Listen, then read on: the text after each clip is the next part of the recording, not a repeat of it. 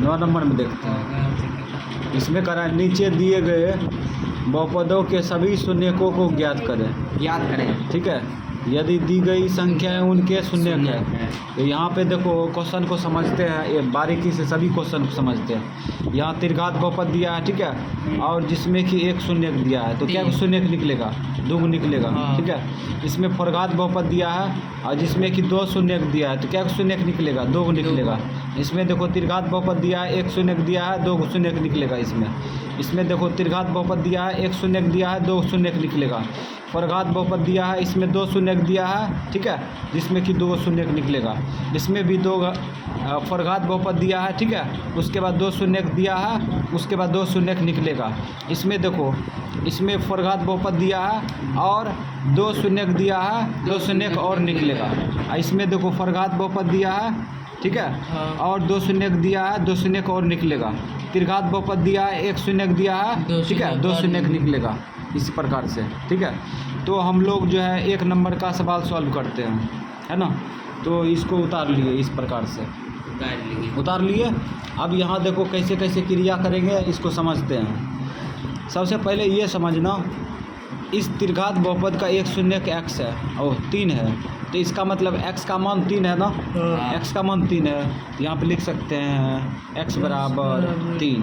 खींच लो इसको खींचेंगे तो x माइनस 3 होगा बराबर 0, या करके लिखो, या x माइनस 3 बराबर कुछ नहीं, बराबर और 0 भूल गए, है ना। ये शून्यक से बहुपद निकाल लिए, ठीक है, ये बहुपद निकाल लिए।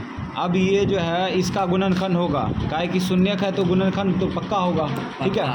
तो अब क्या करेंगे, इससे इसमें भाग देंगे, ठीक है, इससे इसमें भाग देंगे, जो भागफल आएगा उसका फैक्टर करके, ठीक है, शून्यक निकाल लेंगे। तो अब इससे बड़का छोटका से बड़का में भाग दो, x माइनस 3 से बड़का में भाग देंगे।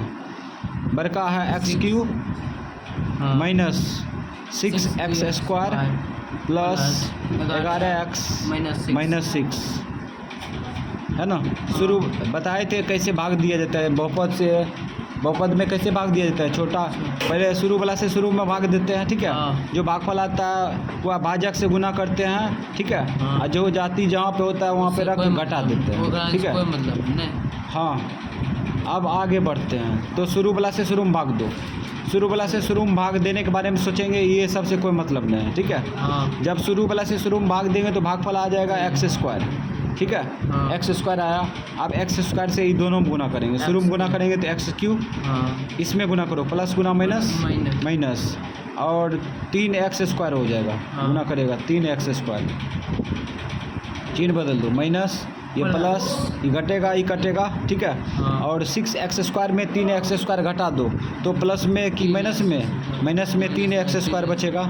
ये सब छोड़ दें, ये सब भी उतार लेंगे, 11x माइनस 6। फिर क्या करेंगे, शुरू वाला से शुरू में भाग देंगे। जब शुरू वाला से शुरू में भाग देंगे तो माइनस आ जाएगा और ये 3 आ जाएगा, एगो x कट जाएगा, एगो x बचा 3x। अब माइनस 3x में ये दोनों में गुना करेंगे, तो शुरू में गुना करेंगे तो माइनस 3x² हो जाएगा, ठीक है।